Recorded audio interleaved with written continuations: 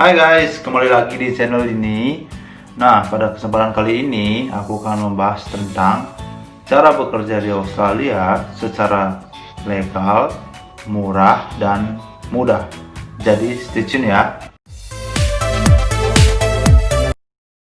Bagi kalian yang berusia 30 tahun ke bawah, atau kalian yang berlulus S1 atau D3 dan ingin mencoba petualangan baru, nah, kalian berada di channel yang tepat, karena kali ini aku akan membahas tips mudah dan murah untuk bekerja di Australia.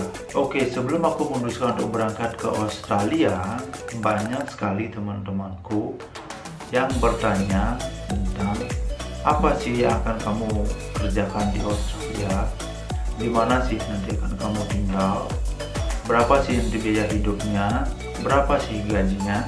Itu adalah pertanyaan-pertanyaan yang diberikan oleh temanku sebelumku berangkat. Bahkan orang tuaku sendiri sangat khawatir ketika aku memutuskan untuk berangkat ke Australia. Tapi dengan niat dan tekad yang bulat, aku memutuskan untuk tetap berangkat dan mencari informasi sebanyak-banyaknya, terutama dari internet, Facebook, dan di web imigrasinya itu sendiri. Oke, buat kalian yang ingin bekerja ke luar negeri, pasti kalian akan bertanya-tanya dalam benak kalian, bagaimana sih cara mengurus dokumennya. Pasti akan sangat ribet dan prosesnya lama. Nah, kalau kalian taruh itu di benak kalian, mungkin kalian nggak akan jadi berangkat ke Australia. Tapi kalau kalian menganggap ini gampang dan kalian akan menjalani prosesnya dengan enjoy, dan kalian akan bisa mendapatkan visa untuk bekerja ke luar negeri. Sebelum bahas lebih lanjut, aku ingin bahas sedikit mengenai apa sih visa itu. Visa itu adalah surat izin yang diberikan oleh suatu negara untuk berkunjung ke negara mereka secara legal. Memang ada beberapa negara yang membebaskan visa untuk para pengunjung masuk ke negaranya. Contohnya ada Singapura, Malaysia, dan Thailand, dan beberapa negara lainnya. Tapi khusus untuk Australia, kita wajib dan harus memiliki yang namanya visa. Pada kesempatan kali ini, aku khusus membahas tentang Work and Holiday Visa atau visa bekerja sambil liburan. Untuk visa-visa yang lainnya, aku akan bahas lagi di videoku yang berikutnya. Mungkin kalian masih belum memahami mengenai apa sih yang dimaksud dengan Working Holiday Visa itu. Nah, aku jelaskan sedikit.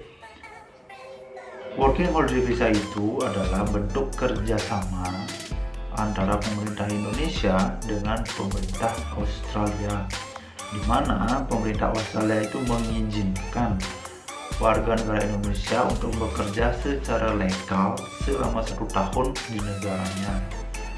Dan tujuannya adalah kita diharapkan bertukar budaya dengan orang per orang di Australia. Tapi pada kenyataannya banyak orang Indonesia menggunakan visa ini untuk fokus bekerja dan mereka nggak mengambil liburan, cukup liburannya di Indonesia saja nanti. Biasanya kuota untuk visa ini dibuka setiap bulan Juli atau Agustus untuk di Indonesia. Dan untuk Indonesia sendiri, mereka mengizinkan 1.000 orang untuk berangkat ke Australia setiap tahunnya. Nah, kalau kalian berencana untuk berangkat ke Australia, kalian harus siap-siapkan diri sebelum bulan Juli sama Agustus, karena ada beberapa dokumen penting yang harus kalian siapkan. Dan karena kemajuan teknologi sekarang menyebarnya informasi begitu cepat, banyak sekali orang yang mengantri untuk mendapatkan visa ini. Nah, kalian harus mempersiapkan mental, tenaga, dan pikiran kalian untuk fokus menyiapkan dokumen sambil menunggu kuotanya dibuka setiap bulan Juli. Nah, setelah kalian mengetahui tentang apa sih Working Holiday Visa itu, sekarang aku akan kasih kalian syarat untuk mendapatkan Working and Holiday Visa. Syaratnya sangat mudah, cuma ada 1 atau 2 yang mungkin agak susah, cuman Kalau kalian fokus, kalian akan bisa mendapatkannya. Yang pertama itu adalah kalian harus berusia di bawah 30 tahun. Syarat yang kedua adalah kalian harus lulusan sarjana minimal S1 dan diploma 3. Syarat yang ketiga adalah kalian harus memiliki nilai IELTS dan nilai skor rata-ratanya itu adalah 4,5. Nah, kalian mungkin belum tahu apa sih itu IELTS.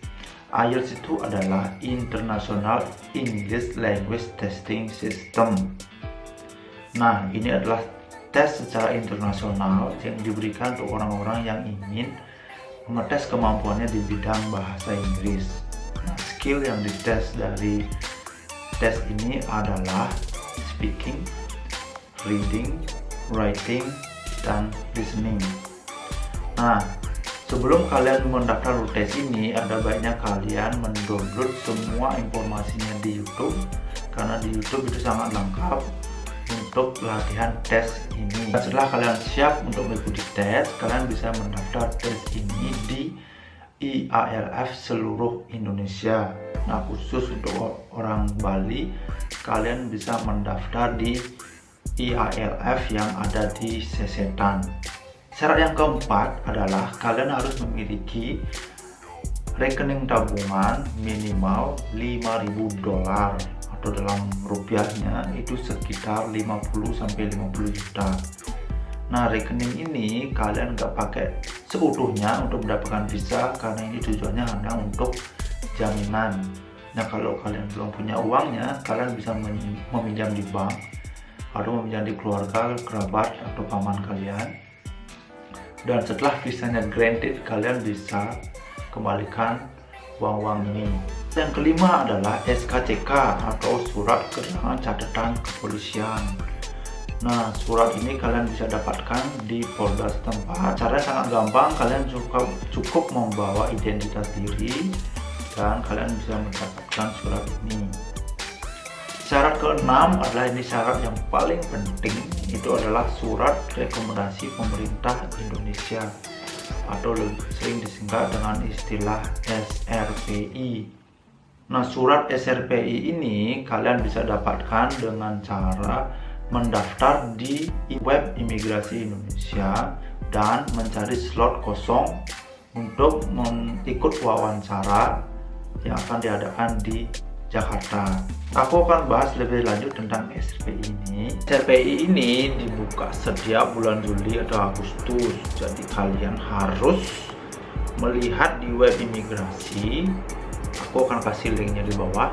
Terus di SRPI ini kalian akan diwawancara oleh imigrasi Indonesia. Ini lokasi wawancaranya di Jakarta.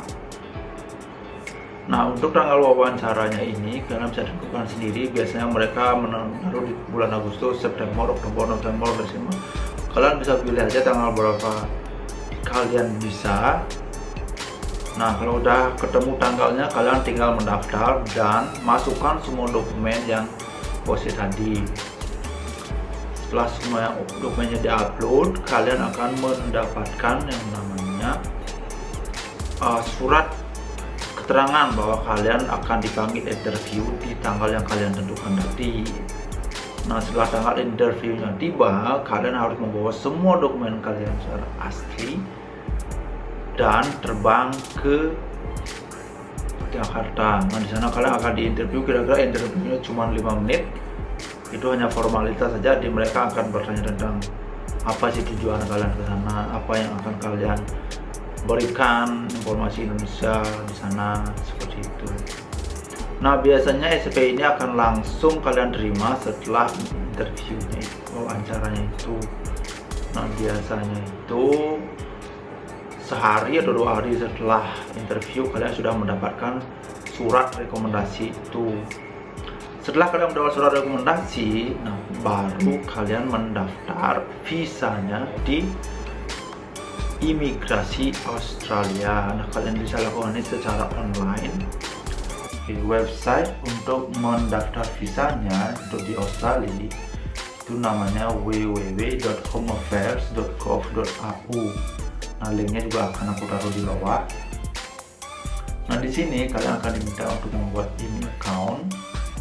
Dan setelah kalian berhasil membuat email account, kalian akan diminta untuk mengupload dokumen-dokumen kalian. Nah, dokumen yang kalian upload adalah sama persis dengan dokumen yang kalian bawa ketika wawancara ke Jakarta. Dokumen silahkan tadi. Nah, setelah itu kalian akan diminta melakukan pembayaran sebesar $450 atau sekitar 4,5 juta. Kalian bisa membayar pakai credit card atau debit card. Kalian masukkan credit card kalian di sana dan akan dipotong langsung oleh pemerintah Australia. Nah, setelah ini prosesnya memakan waktu sekitar, tergantung imigrasinya, paling cepat itu sekitar 2 mingguan. Setelah kalian load semua dokumennya itu, mereka akan mengirimkan Hub ID. Hub ID ini fungsinya adalah untuk mengecek kesehatan kalian.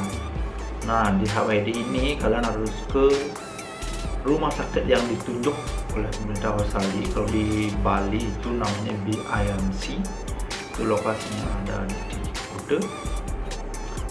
Nah, di sini kalian bisa mendaftar untuk melakukan Hub ID. Kalian cukup serahkan Hub ID-nya, akan dites secara medis oleh dokternya untuk cek posisi tubuh kalian, karena ada beberapa penyakit yang dilarang untuk masuk ke Australia. Salah satu yang paling mereka fokuskan adalah HIV sama TBC, penyakit serta penyakit menular lainnya. Nah, setelah dites kalau kondisi tubuh kalian itu sehat dan tidak ada penyakit yang berbahaya, seminggu atau 2 minggu berikutnya kalian akan mendapatkan visa kalian. Contoh visanya seperti ini.